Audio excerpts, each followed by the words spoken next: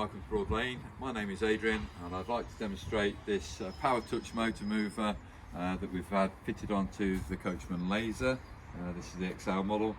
The motor movers that have been fitted is the automatic variant, and it's also the all-wheel drive. In other words, we're driving four wheels on this particular variant. There's a two-wheel drive version of this where you're only driving one set of wheels.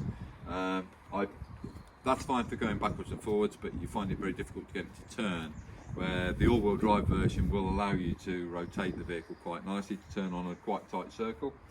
And on the automatic version, yes, fine, this does it electronically, where if you was there's a manual variation as well, where you have a handle provided and you're rotating the handle through 180 degrees. So from here, say, to there, you're then engaging those motors onto the tyres. But to demonstrate it properly for you, the first thing we should do is to insert this red key back into its housing, which is here, and then you rotate that through like so. You can't pull the key out, so you know that's in the on position, and that's now taking energy from your battery to the relay boards. You've got to turn your handset on. So to turn the handset on, you're pressing both middle buttons on the outer edge at the same time. Handset comes live, and now I need to engage the motor mover. So I'm asking for engagement. This is for engagement or disengagement. You press and hold that button, and then you press this button here for the engagement. So the green bit here is you're asking it to go for use.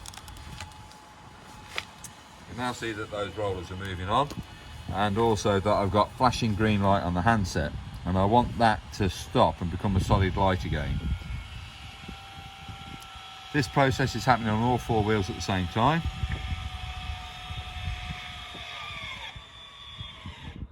Right, this is still flashing, so it's not quite set properly yet, so just wait for that to become a solid light. There's the solid light. It's now stopped moving, and I can now go to my handbrake and remove the handbrake, because the rollers will hold have got the tyres in place. It's locked. Handbrake, just lower the handbrake, lever down. Okay, and then come back to the handset again.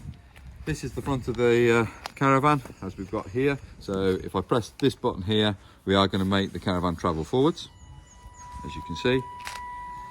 That's handling that quite nicely. And if I want to bring the nose of the caravan round this way, I operate this button here. So it's travelling in a forward rotation. These wheels just slightly move on the near side, but it's a nice smooth action, as you can see. And it rotates round quite nicely. It's quite a tight circle it will turn onto.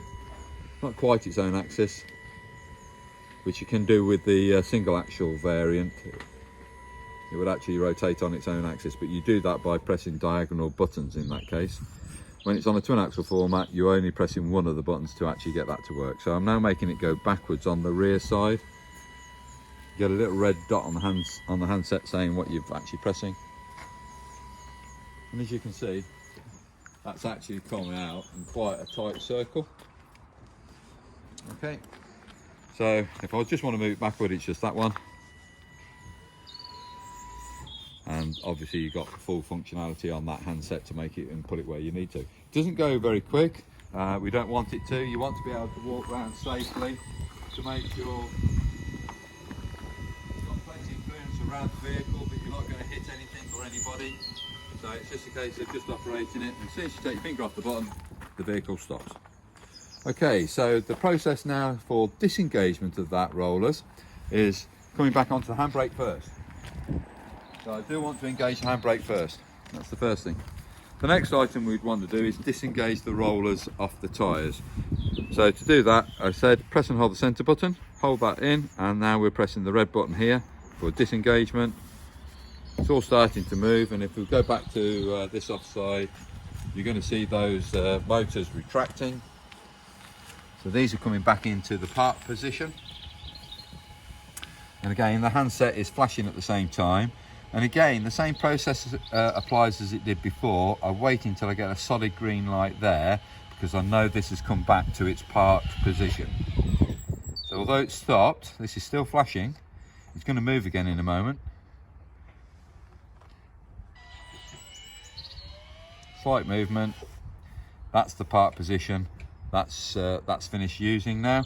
So if we want to now turn the handset off, I press just one of the middle outer buttons. Handset is disengaged, so I can press any of those, nothing happens now.